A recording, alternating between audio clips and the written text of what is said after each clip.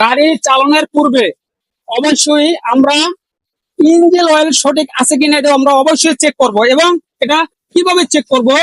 এই যে যে যন্ত্রটা আছে, এই যন্ত্রটার নাম হলো ডিবিস্টিক। এই ডিবিস্টিকের এখানে লেখা আছে, নিচে লেখা আছে কি এল। এই যে দেখতেছেন এল লেখা পাইছেন, এই যে এল, এই এল এর পরে উপরে লেখা আছে কি এফ, মানে ফুল। আমাদের বুঝে নিতে হবে এল থাকলে লো আর এফ থাকলে ফুল।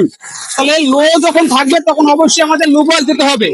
তারপরে আমাদের বুঝে নিতে হবে এই লুব অয়েলটা ফ্লো অ্যাঙ্গেলের মাথায় নিয়ে ডলা দিয়ে দেখতে হবে। যদি থাকে, যদি দেখেন যে পিস্টিল আছে তাহলে লুব অয়েলের গ্রাভিটি ঠিক আছে। আর যদি দেখেন এটা হার্ড হয়ে গেছে সেই ক্ষেত্রে কি করতে হবে? লুব অয়েল চেঞ্জ করে ফেলতে হবে। তাই এটা হলো আমরা গাড়ি চালানোর পূর্বে এই কাজটি অবশ্যই করবো।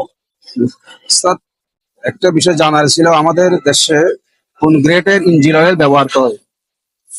আপনাকে অসংখ্য ধন্যবাদ। মানে আমাদের এই বাংলাদেশে কত গ্রেডের লুব অয়েল ইউজ হয়?